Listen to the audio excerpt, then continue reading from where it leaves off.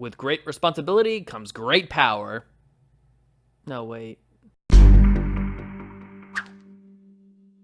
Written by J.J. Abrams and Henry Abrams, with art by Sara Pichelli, inks by Elisabetta Di Macco, colors by Dave Stewart, and letters by Joe Caramagna. And this issue begins with Cadaverous talking about the count of his failures and is stuck without the key, but he will just begin again.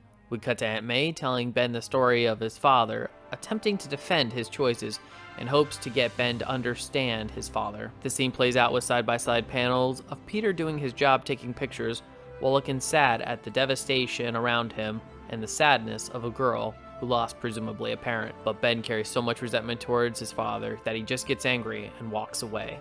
The next day at school, while looking at a photo of Spider-Man, Faye sneaks up behind Ben and scares him to the point where he cracks the screen of his phone with his grip. And when Faye asks what happened, Ben just says he dropped it. However, she doesn't believe it, as she recounts the boy that beat up Roland, the bully from the previous issue. This excites Faye, and she asks for Ben's address, making Ben smile. We cut to some time later, with Ben burning his father's Spider-Man suit, which saddens Aunt May, but Ben says he's normal, and thinking hanging out with a girl will be just as normal. But when Ben answers the door for Faye, he sees she's dressed in a cat costume, finding out he needs a costume. He quickly rushes to check the grill, hoping the suit is still intact, but it's just ash. Aunt May then smiles, saying he had more than one, giving Ben another costume. We now come to Cadaverous for a page, with his minions repeating that they will begin again. We're back with Ben and Faye, who pulls out a spray can so she can deface a business sign, telling Ben that Spider-Man had the power and responsibility backwards, saying the responsibility is what makes them powerful. The two are then caught by police and begin running when Ben throws a line of web so they can start swinging. But because of his inexperience, he ends up swinging them into a sign, which doesn't seem to ruin the moment for Faye. Sometime later, we see both Peter and Cadaverous finding out about the new Spider-Man, with Peter looking worried and Cadaverous looking excited.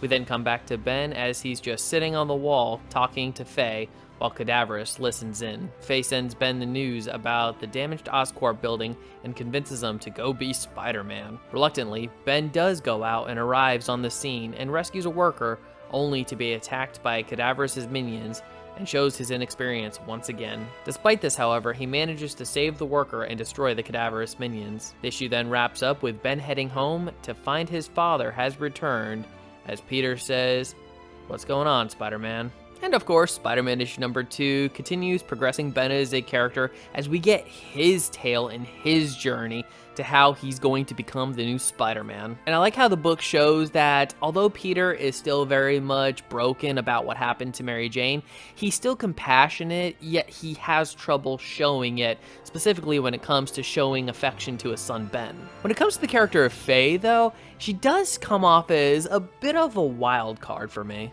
Because although she gives Ben someone to talk to and confide in, there's a certain naivety in her world perspective and views that could potentially steer Ben in the wrong direction, because he does seem to trust her quite a bit.